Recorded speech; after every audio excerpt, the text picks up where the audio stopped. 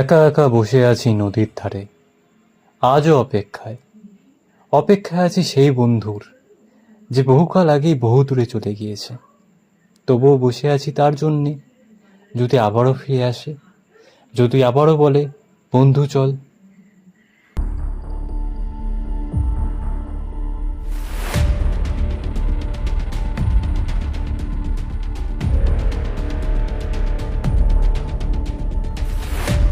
আচ্ছা, তোর কি মনে হয় রিয়া আমাকে পছন্দ করে?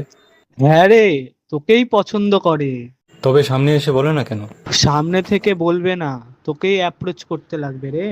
ও বাবা, পছন্দই করে আর যেতে লাগবে আমাকে?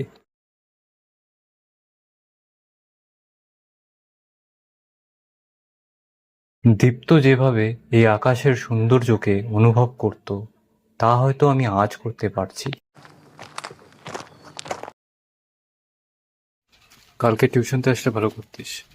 নতুন একটা ছেলে আসছে, ও নাকি অ্যানিমে দেখতে পছন্দ করে তোর মতোই।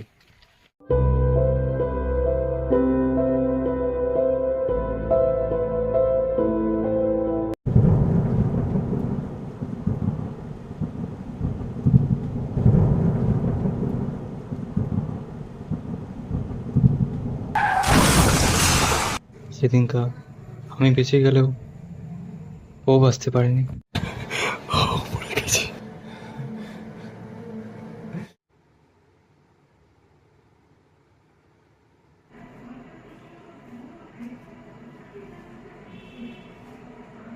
এতক্ষণ যা শুনলেন, তার মধ্যে কিছু জিনিস মিথ্যা। দীপ্তর অ্যাক্সিডেন্ট হয়নি, ওকে আমি মেরেছি। কেন মেরেছি সেটা বলার প্রয়োজন বোধ করি না।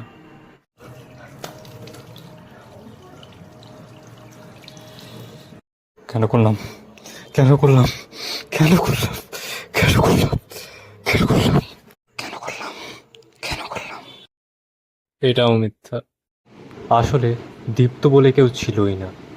একাকিত্বে কখন যে আমি একটা কাল্পনিক মানুষকে নিজের বন্ধু ভেবে ফেলেছি, আমি বুঝতেই পারিনি।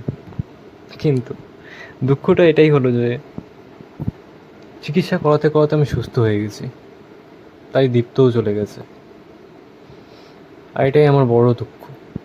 আমি সুস্থ কেন হলাম? সবসময় সুস্থ হলেই সুস্থ হয় না, মাঝে সুস্থ হলেই বরং অসুস্থ হয়ে যায়। সেটা মানুষ বোঝে না।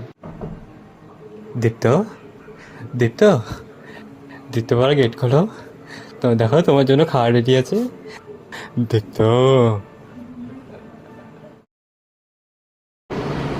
ও, আমার নামটা বলা হয়নি। আমার নাম মুকুল।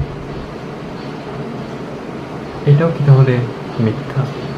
মানে পুরো গল্পটা?